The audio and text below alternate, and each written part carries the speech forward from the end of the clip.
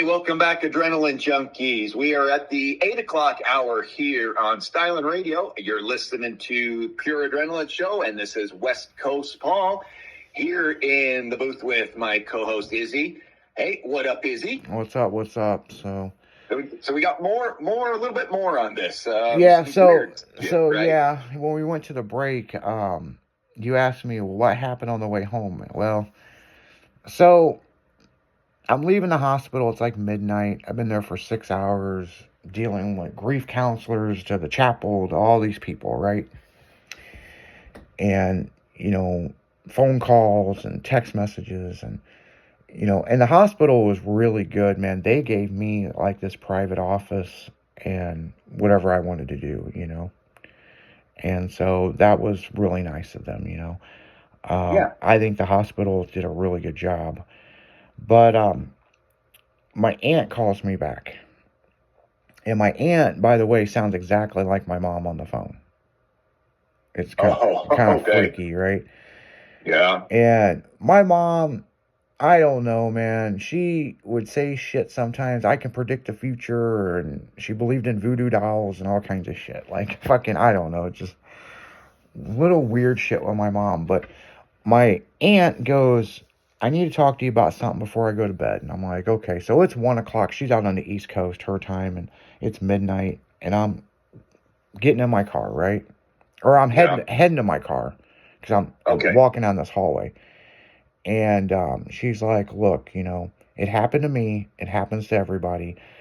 Within the next 2 weeks, your mom's spirit will visit you. And I'm like, oh, fuck. Like, I don't want to hear this shit. You know what I'm saying? Like, no. She said, there will be a premonition or whatever, your mom will let you know she's okay. And I'm like, okay, Anthony, this, and this, blah, blah, blah. So I get out to the car. And I start the car, and on the radio is a fucking commercial. And so I never do this because I would reach up and hit the radio and just go to another station, right? But I did something that I don't know why I did this, but on the steering wheel there's controls. I only use that volume button, or if I'm listening to a CD, then I'll hit next, you know what I'm saying? Yes. I hit the scan button to go to a different station on the steering wheel. And the next one was a commercial. So the next 3 were commercials. And then all of a sudden it got to some... This was auto-scanned. Like, it wasn't programmed in my radio. It's just whatever station come up next, right? Sure. So the station comes up. And it's at the end of the song. And I'm just sitting there. And I'm reading some stuff on my phone. And I put the car in drive, go through the little toll booth fucking thing that it was a fucking nightmare. Like, put the card in, and it didn't want the card. And all it wanted was $2. And I'm just like, fuck, I'm trying to get out of here. So this song, whatever this song was, ended. And I get on the highway. And what happens next, I never, ever, ever will fucking forget. Because I had to pull over and I started crying. The radio starts playing this song. And it's like from the 50s or 60s. And it's kind of an upbeat song. And I had heard my mom sing this song to me when I was a little kid. She was like making cookies, or she was doing something in the kitchen. She could have been making dinner. I don't know what it was. Could have been making lunch. But she was doing something in the kitchen. And she was singing this song. The second time now mind you, I was like 4 or 5 when I heard this song. I was probably 10 or 11, and we were going to Kmart one day, and the song come on the radio, and she turned it up, and she was singing the song, right? Yeah. And I've never really heard this song since, right? And I'm driving, I'm listening to the words, and the song's like, just to let you know, I'm off to greener pastures, do. And, it said something about, and by the way, I didn't leave a forwarding address, so you can't mail me anything. But I'm doing good. I'm off to greener pastures. And it's kind of like a rockabilly song. Okay, It's some kind of 50s, 60s pop song. And man, when I heard that, I started bawling, crying. I pulled over and turned the song up. I was singing along with it. And I'm like, God damn, Mom. at least you let me know you're okay. So what my aunt said, that was true. And I'll tell you another story here in a minute. And so here we go. I was just freaked out by it. I did record the end of the song with my phone,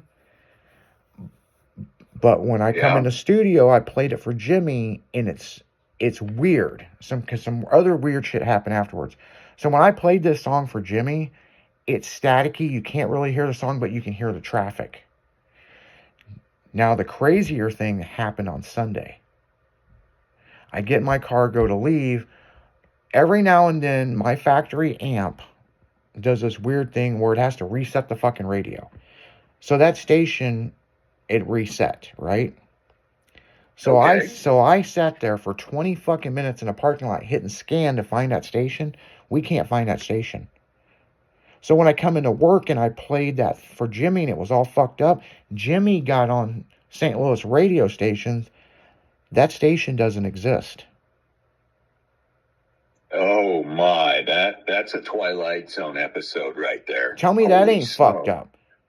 Yeah, that's kind of going, I say karma, and well, not karma, but, to try and think another term for, weird, unexplained things. Yeah, and that I mean, that right there, I don't even know how to explain, right? But if that was her way of telling me she's okay, then wow, you know what I'm saying? And I've said this over on Leslie's show and on the afternoon show, but that was very weird.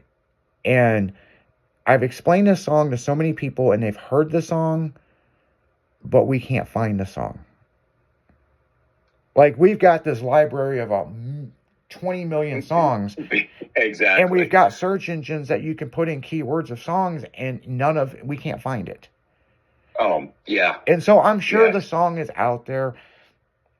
I'm sure it's the station, whatever I didn't get the call letters of the station. I didn't even think about looking at the dash to see what number it said. And it wasn't an AM station, it was on FM2. So it wasn't FM1. But we sat here at the studio literally the past 2 days, and we've contacted other, stations that we know. Do you play, this kind of music on Saturday night? What was your playlist? And they've shared their playlist to us, and we don't know.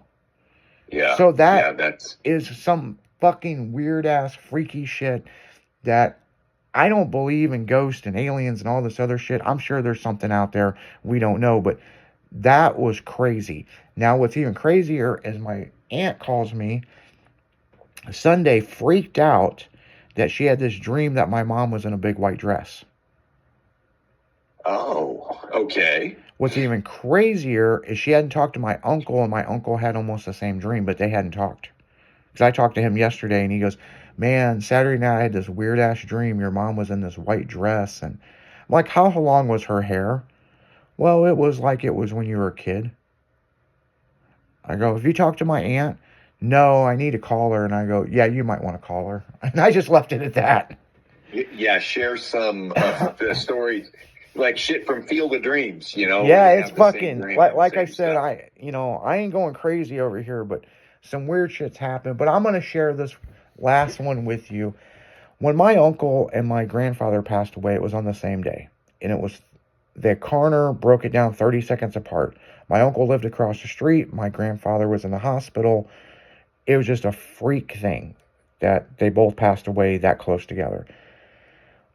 So years prior to that, in my grandparents' house, my grandpa retired, and there was a cricket in the house, and it drove them nuts for 2 days. Okay? Just chirping its ass off at night, right? Well, on the third night, my grandfather, which was a preacher, he had enough of this shit. He's going to kill this thing with a broom. And he's going from room to room, and this is probably, I guess it was 2 a.m. And my grandpa's like, did he bring a bunch of friends over? It's like every room I hear this damn cricket. And my grandma started laughing, and the cricket was on his back of his pajama pants. And so so there's a huge joke in the family about this cricket, and he's going to kill this cricket. And they ended up taking a cricket. He walked outside, knocked it off his leg, and it went back to nature, right? At my grandpa and my uncle's funeral. Now, you got to understand, a funeral home is very sanitary. You're not going to see a mouse. You're not going to see, you know, this, any of this shit, right? You're not going to see a fly flying around a nursing or a funeral home. I mean, they're very, and how I know this is my godfather owned a funeral home. Yes. And so, thank God, with some of the stuff with my mom and the hell mess I'm going through, I can call him and he's like, say what? Because he's retired now, because somebody's going to be like, well, why don't your godfather handle it? He's retired. He sold his funeral home. So anyway, make a long story short, at the funeral, there was hundreds of people there. There's people from my uncle, people from my grandfather, they had a huge church, right? So we're in the first pew. There's me and my grandma, and I'm holding her hand, and she's crying, and the Masons are finishing up their ritual because he was a Mason, right? Uh-huh. As soon as they finished up, out of nowhere, we're waiting for the preacher. He's walking up to the pulpit to start talking, and out of nowhere, we start hearing this cricket, and we're like, what the fuck? And I look down, and there's this cricket, and it starts hopping up to my grandpa's casket, and then he like he's paying respects, but then he turned and started hopping real quick to my uncle's casket, right? And so what's crazy about this whole situation is the funeral place freaks out. They're trying to catch the cricket. It's now hopped on top of my uncle's casket. Everybody starts freaking out. My grandma goes, "Do not touch that cricket." At least I know they went to the other side. And then everybody knew the story about the cricket. Everybody laughed. The cricket sat on the casket. Matter of fact, the next day, I was a pallbearer, and we had to load up the casket to go to Southern Missouri to the Duckett funeral, the Duckett cemetery, right? That fucking cricket rode on that motherfucker all the way down to Southern Missouri. I mean, that's just amazing, it's just crazy like that. It's like you can't even make that up. But that whole joke for years about the cricket, my grandpa was going to murder this cricket, and it's in every room. And it was on the back of his pant leg, And then at the funeral, there would be a cricket out of nowhere, just kind of hop out from underneath the pews and pay his last respects. And my grandma said that's a sign from God that they made it. And but what amazed me, that cricket sat on my uncle's casket all the way down to where when we pulled the casket out, and then it jumped out down there in Southern Missouri. So, I guess they say or fairy godmother, or you've got those watching out for you. Apparently, that cricket was who was sent down to watch out over him. Yeah, exactly. So and he did his job. Yeah, so on that note, I'm going to leave that with you guys, and we're going right back into music. This is Pure Adrenaline. West Coast Paul, out.